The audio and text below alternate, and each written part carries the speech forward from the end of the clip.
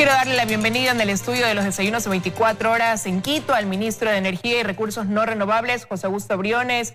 Ingeniero, buenos días, gracias por acompañarnos. Buenos días, Liz, y buenos días a los televidentes de Teleamazonas. Bueno, quiero tratar algunos temas con usted. Empiezo con la salida del país de la OPEP. Desde el 1 de enero ya no formamos parte de ese organismo y la pregunta que cabe en ese sentido es preguntarle qué gana el Ecuador al haber tomado esta decisión, ministro.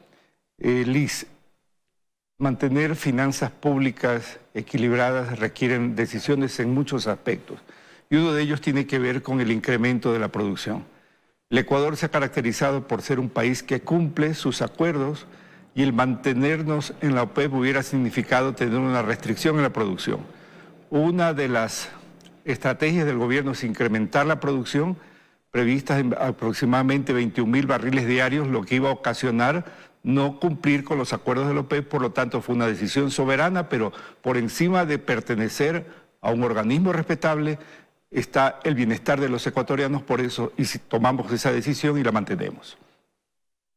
Ahora, sin embargo, hay algunos analistas que han cuestionado y hasta criticado esta decisión porque consideran que el país no tiene la capacidad financiera propia para poder producir más crudo, ni tampoco la capacidad tecnológica para incrementar ese nivel de producción, ni tampoco mejorar el nivel o la calidad de dicho crudo. ¿Qué respondería usted a ese cuestionamiento? Ante eso estamos ejecutando acciones muy concretas.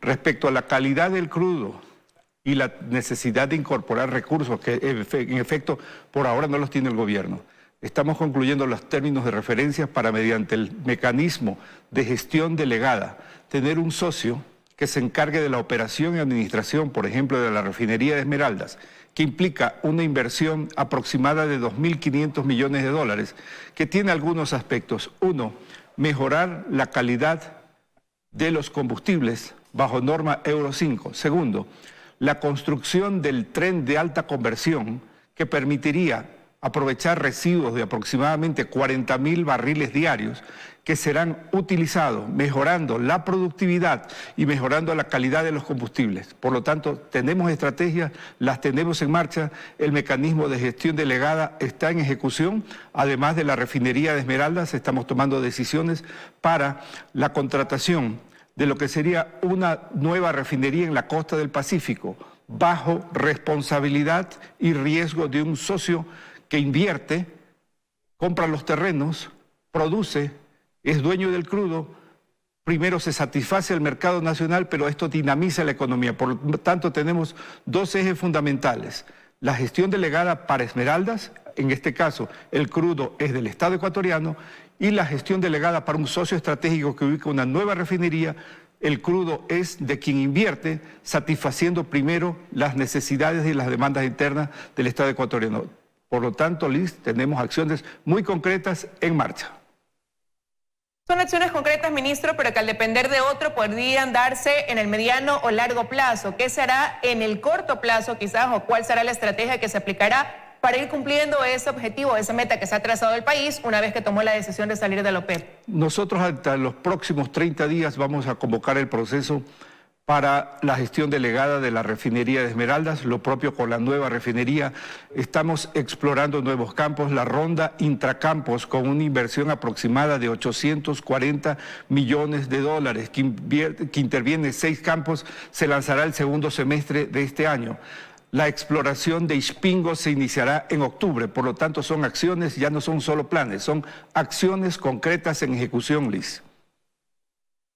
Ahora, si hablamos de números, quizás, ministro, ¿cuál será la meta impuesta, considerando que actualmente, dicho por la cartera que usted representa, pues el país produce cerca de 538.000 barriles de petróleo al día? Nosotros tenemos previsto un incremento diario de aproximadamente 21.000 barriles, de los cuales, si ponemos cifras redondas, de los 560.000 barriles diarios, cifras redondas estoy hablando para tratar de ser didácticos con la ciudadanía, 440.000 corresponde a la producción estatal de Petroamazonas y 120.000 a las empresas privadas. Con las empresas privadas mantenemos aproximadamente 27 contratos el día de hoy. Hay un incremento previsto para este año. Esa es la proyección. ¿Qué hubiera pasado si el Ecuador hubiera permanecido en la OPEP y no hubiera tomado la decisión por segunda vez de salir de ese organismo? Si hubiéramos permanecido, hubiéramos tenido que respetar las cuotas de producción que la OPEP, como organismo regulador del mercado mundial petrolero, impone a cada país. En la práctica, si nosotros tenemos previsto incrementar 21.000 barriles al día netos y la OPEP dice tienen que bajar la producción, son ingresos significativos, en cifras redondas de aproximadamente 400 millones de dólares al año, que el país y la caja fiscal las requieren hoy para hacer más obras, que es la línea del presidente de la República. ¿Podría decirse que permanecer en la OPEP era quizás un impedimento para que el país pueda tener éxito en su política petrolera, ministro? Definitivamente, o sea, no es compatible el incremento de la producción coherente con las necesidades del país que mantenernos en la OPEP y tener una restricción en la producción. Este es un país cumplidor, Liz. Nosotros preferimos tomar decisiones transparentes que pueden ser incomprendidas, pero que son transparentes ante la opinión pública nacional e internacional. Ahora, sin embargo, no es la primera vez que el país toma una decisión como esta. En 1992 decidió separarse de la OPEP y regresó en el 2007.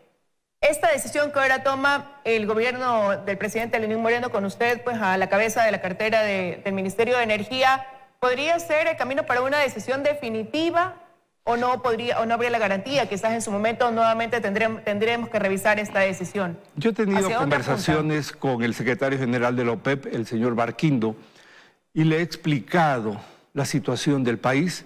Ellos han sido muy receptivos, muy comprensivos y manifiestan que cuando el Ecuador esté listo puede regresar a la OPEP porque es uno de los miembros fundadores, un elemento significativo. Aquí no se trata únicamente el número de barriles, porque probablemente nosotros por números de barriles seamos uno de los países tal vez que menos producen. Lo importante es la representatividad del país. Y nosotros quedamos como un país cumplido. Esto es una decisión que la tenemos que tomar hoy y el presidente de la República, el presidente Lenín Moreno, fue muy claro en decir, si esto no nos permite cumplir con las metas que nos hemos puesto, bueno, implementaremos esa decisión. Ahora, pero ¿qué tanto se pueden ver afectadas esas metas trazadas con esa decisión tomada de alejarnos de este organismo internacional cuando hay un candado con China que compromete nuestro crudo al menos este año? Bueno, nosotros sobre eso, y este gobierno ha tomado decisiones concretas, porque sobre esto lamentablemente se dicen verdades a medias o muchas imprecisiones, Liz. Y en esto quiero ser muy enfático. Este gobierno concluyó la renegociación de la primera fase de los contratos con Petrochina, Petrotailandia y Unipec, que en la práctica significaron un ahorro o una recuperación de aproximadamente 700 millones de dólares. ¿Por qué? Porque hicimos una reprogramación de los volúmenes, es decir, los volúmenes que estaban comprometidos para un corto plazo fueron desplazados. ¿Qué ha permitido esto? Que hagamos ventas spots. Para este año tenemos programadas 11 ventas spots, una venta al mes aproximadamente, que es revalorizar nuestro crudo, venderlo a precio WTI. 1, 2. Hace 15 días se adjudicó la primera venta a largo plazo de manera transparente, convocatoria pública internacional, que fue adjudicada a Shell por un monto de 20 millones de barriles. Entonces, hemos liberado volúmenes, hemos reprogramado, hemos mejorado la fórmula, hemos obtenido 700 millones de dólares de beneficio para el país y sobre todo, cumpliendo contratos suscritos. Somos un país que cumple, Liz. Es una falacia decir rompan los contratos con la China. Tenemos arbitrajes internacionales en Londres y Singapur. No queremos engrosar la cantidad de arbitrajes perdidos por el país, que totalizan más o menos 3.500 millones de dólares, Liz. Eso es una irresponsabilidad y es una demagogia. Este es un gobierno serio que cumple. Y dentro del cumplimiento hemos reprogramado la primera fase con los contratos chinos y vamos a iniciar una segunda fase.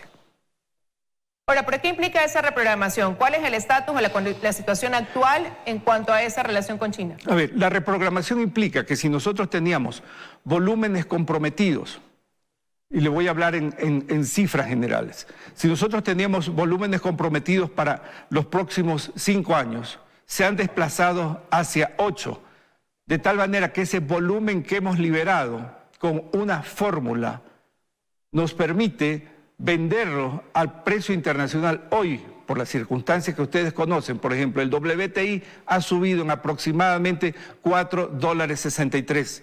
Si nosotros todo lo liquidamos con la fórmula que tiene los contratos con Petrochina, Petrotailandia y Unipec, no es el mismo beneficio que el que estamos obteniendo al haber renegociado y haber lanzado contratos como el que tuvimos con Shell. Ahí tenemos más beneficio. Esa es la situación ideal, esa es la situación que nosotros estamos ejecutando, Liz, pero tenemos que honrar contratos, lamentablemente suscritos, pero la República del Ecuador tiene que cumplirlos.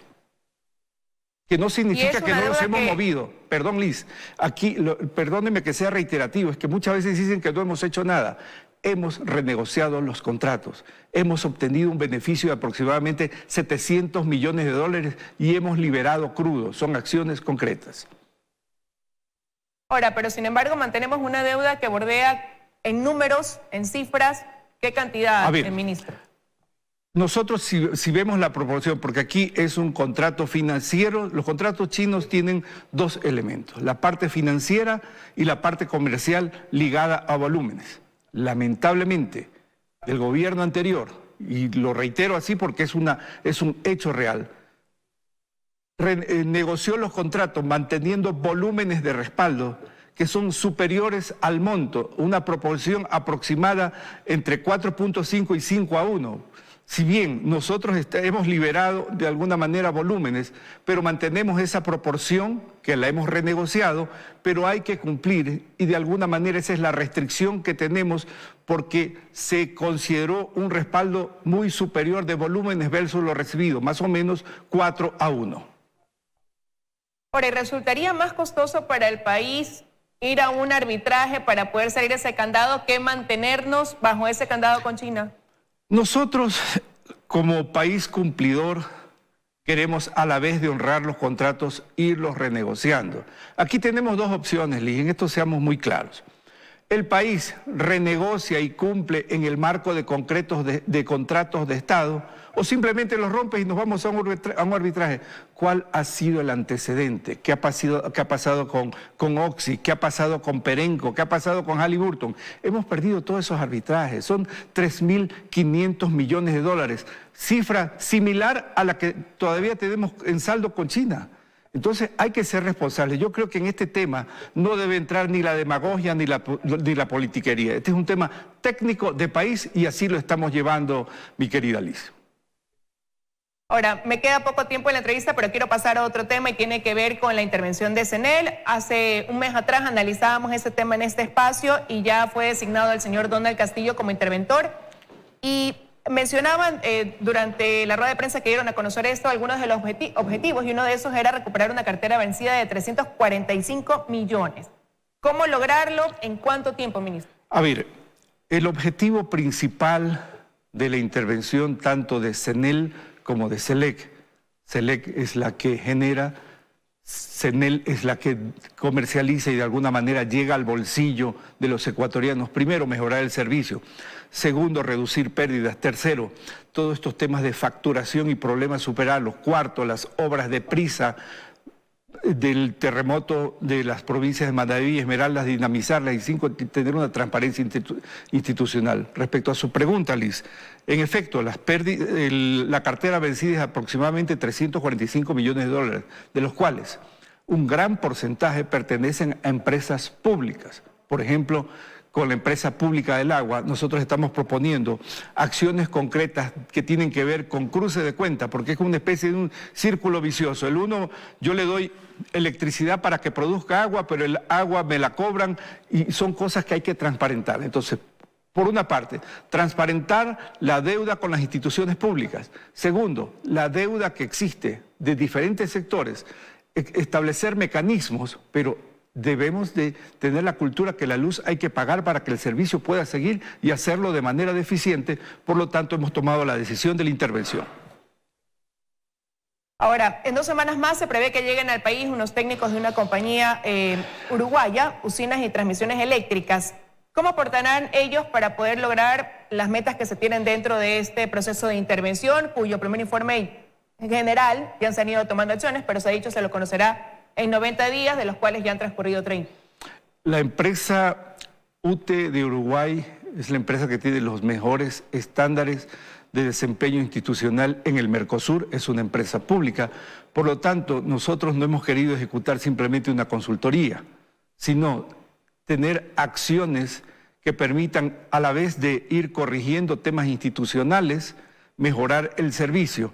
Y de esta forma, los técnicos de UTE, conjuntamente con los técnicos de CENEL y de empresas eléctricas que son un buen referente, vamos a ir mejorando esos procesos institucionales que en la práctica signifiquen tener un servicio permanente, predecible, tener alumbrado público y dar ese servicio que la ciudadanía espera, Liz. Quiero agradecerle su presencia esta mañana aquí en los desayunos de 24 horas, señor ministro, poniéndonos al tanto de esos dos temas tan importantes. Siempre a la orden, Liz, y un saludo a la teleaudiencia de Teleamazonas. Muchísimas gracias.